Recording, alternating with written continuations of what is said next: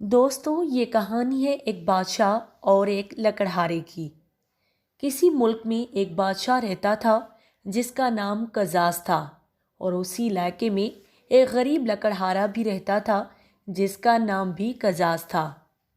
एक बार की बात है, जब बादशाह अपनी दरबार में अपने तख्त पे बैठा लोगों के फैसले कर रहा था। बादशाह अपनी बीवी से बहुत मोहब्बत करता था। वो जब भी दरबार लगाता तो बीच में पर्दा लगाकर दूसरी साइड अपनी बीवी को बिठाता, और अगर वो कोई गलत फैसला करने लगता तो उसकी बीवी दूसरी तरफ से उसे टोकती। बादशाह ने दरबार में आए हुए आदमी के बारे में पूछा, इसका नाम क्या है? कजास। ये भी कजास है और मैं भी कजास हूँ। ये गरीब फकीर और मैं बादशाह हूँ। क्या वजह हो सकती है इसकी? बादशाह के वजीर ने कहा, बादशाह सलामत, आप हुजूर पैदा हुए हैं चढ़ते सितारे के वक्त, और ये गरीब पैदा हुआ है डूबते सितारे के वक्त। इतने में दूसरी तरफ बैठी बादशाह की बीवी ने बोला, ऐसी बात नहीं, बल्कि बात यह है कि इसके घर में कोई अक्लमंद इंसान नहीं। बादशाह ने खफा होकर बोला, इसका मतलब मैं तुम्हारे भाग्य से अमीर हूं। हाँ, शायद ऐसा ही है। उस बात पे बादशाह को गुस्सा आ गया और बोला, अगर ऐसा है तो तुम भी इसके पीछे चली जाओ। बादशाह की बीवी ने ये बात सुनकर फौरन सारे जेवरात उतार कर वहां रख दिए और कहने लगी, बादशाह सलामत, मैं आपकी सारी कीमती चीजें यहीं पे रख के जा रही हूं, ताकि आपको ये ना लगे कि इन जेवरात और कीमती चीजों से हम अमीर बन गए। इतना बोल के वो उस कजास लकड़हारे के पीछे चल पड़ी। बाबा, बाबा रुको बाबा, मैं भी आपके साथ ही आ रही हूं। उस गरीब ने बोला, बेटी, मेरे घर पे तुम्हें देने के लिए कुछ नहीं, सिर्फ एक बूढ़ी बीवी है घर पे, और ना तो अनाज ना कोई और चीज है। बस अभी आप मुझे अपने साथ ले चलें, फिर मैं कहीं और चली जाऊंगी। वो जब उसके घर पहुंची तो उसने कहा, बाबा, आप इन लकड़ियों को बेचकर क्या लाते हैं? बेटा, मैं इनको बेचकर रोटी लाता हूँ। अच्छा, आप ऐसा करें कि आज से इनको बेचकर कुछ अनाज ले आएं। लेकिन हमारे पास तो अनाज पीसने के लिए चक्की नहीं, फिर क्या करेंगे उसका? आप ले आएं, मैं खुद ही बंदोबस्त कर लूंगी इसका।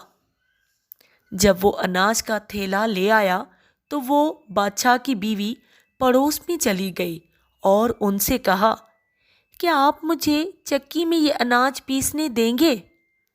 जब पड़ोसी औरतों ने उसे देखा कि ये तो बादशाह की बीवी है, तो वह हैरान रह गए और खुशी खुशी से उसे खुद ही अनाज पीस के दे दिया। और उस अनाज से उनके कुछ दिनों का खाने पीने का बंदोबस्त हो गया। कजास लकड़हारा बादशाह की बीवी की हिकमत अमली से बहुत खुश हुआ। बाबा सुनो, आप जो रोजाना लकड़ियां जमा करके रोटी लाते हैं, आज से कुछ दिनों तक वो लकड़ियां जमा करना, उन्हें बेचना नहीं, क्योंकि हमारे पास कुछ दिनों का राशन पानी का इंतजाम हो गया है।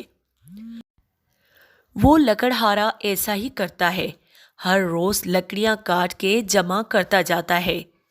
एक रात बहुत सर्दी होती है और कजास के घर के सामने से कुछ लोगों का काफिला गुजरता है। वो लोग ठंड में कांप रहे होते हैं और सामने लकड़ियों का ढेर देखते हैं।